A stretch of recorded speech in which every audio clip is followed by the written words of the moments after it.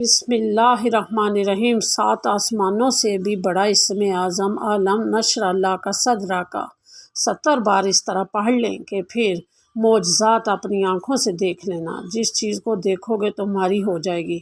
میرے بھائیوں اور دوستوں، میری ماؤں، بہنوں، بیٹیوں، سورت عالم نشرہ میرے نبی حضرت محمد صلی اللہ علیہ وسلم کی شان میں نازل کی گئی تو اس کے اندر بڑے راز پنہاں ہیں، کیونکہ میرے نبی حضرت محمد صلی اللہ علیہ وسلم کو جب اس دنیا کے اندر بھیجا گیا تو اس کے بعد آہستہ آہستہ اپنے بھی پرائے ہوتے گئے، اپنے رشتہ دار وہ بھی دشمنی کرنے لگ گئے۔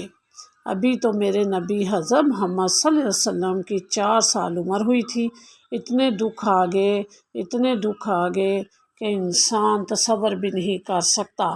تو اس وقت اللہ کی ذات نے جبرائیل امین کو بھیجا اور جنت کے پانی کے ساتھ پہلے میرے نبی کے سینے کو چاک کیا گیا اور پھر جنت کے پانی کے ساتھ میرے نبی کے دل کو دھویا گیا، اور اس کے بعد پھر سینے کے اندر ہی دل کو رکھ کر فرشتے نے اوپر ہاتھ پھیرا تو وہ مکمل ٹھیک ہو گئے۔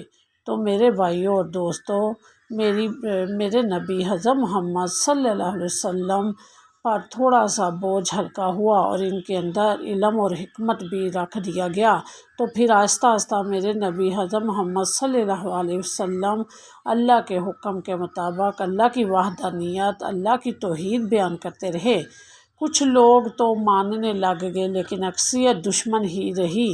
آپ کے دشمن زیادہ تھے اور اپنے پرائے کچھ نہ کچھ باتیں ماننا شروع کر دیں، یہاں تک کہ دشمن لوگ جو تھے وہ کہتے تھے کہ یار امین بھی ہے، سچا بھی ہے، سارا کچھ ٹھیک ہے، وہ اتنا ضرور مانتے تھے، لیکن اللہ کے نبی کا یہ حکم نہیں مانتے تھے کہ اللہ ایک ہے، اس کے سوا کوئی کارساز نہیں، اللہ کے سوا کوئی عبادت کے لائق نہیں، اللہ کے سامنے کوئی ایسا نہیں کہ کسی کے سامنے منت مانی جائے، کسی اور کے سامنے اللہ کے سوا جھکا جائے۔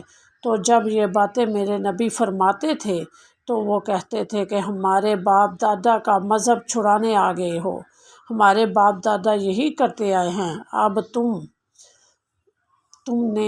نے آ گئے ہو، اب بھی ایسے باتیں ہوتی ہیں۔ میرے بھائیوں اور بہنوں، یہ نہ سمجھو کہ وہ اثر ختم ہو گیا ہے، یہ اب بھی چیزیں ہیں۔ اللہ نے جب سورت نازل کی تو یہ میرے نبی کو مطمئن کرنے والی سورت تھی، اس کے اندر میرے نبی کی شان ہے اور اللہ کی توحید بیان ہے، اور اس سورت کے اندر بڑے راز پنہاں ہیں۔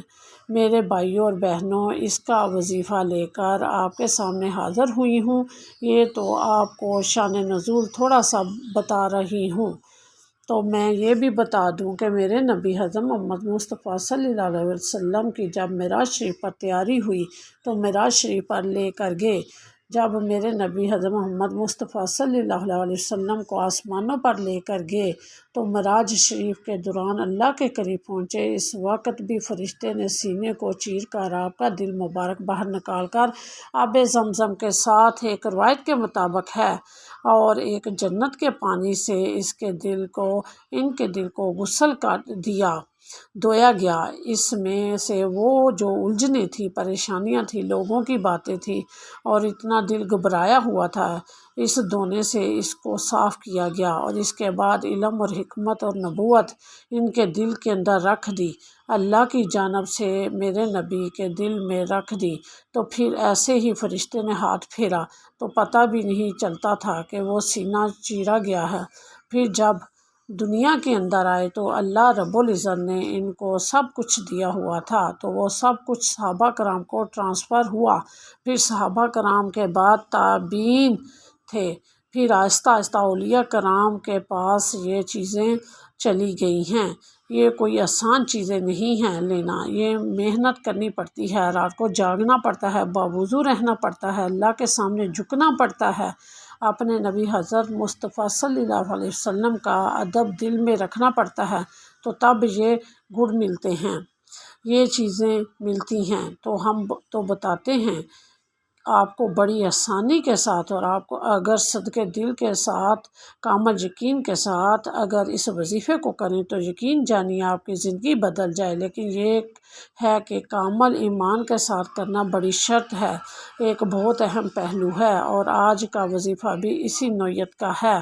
آپ نے میرے بھائیوں اور بہنوں عشاء کی نماز کے بعد اول و آخر 3 بار درود شریف پڑھنے کے بعد 29 مرتبہ یہ سورت پڑھنی ہے۔ عَلَمْ نَشْرَحْ لَكَ صَدْرَكَ وَوَضَعْنَا عَنْكَ وِزْرَكَ الَّذِي أَنقَضَ ظَهْرَكَ وَرَفَعْنَا لَكَ ذِكْرَكَ فَإِنَّ مَعَ الْعُسْرِ يُسْرًا إِنَّ مَعَ الْعُسْرِ يُسْرًا فَإِذَا فَرَغْتَ فَانصَبْ وَإِلَىٰ رَبِّكَ فَارْغَب۔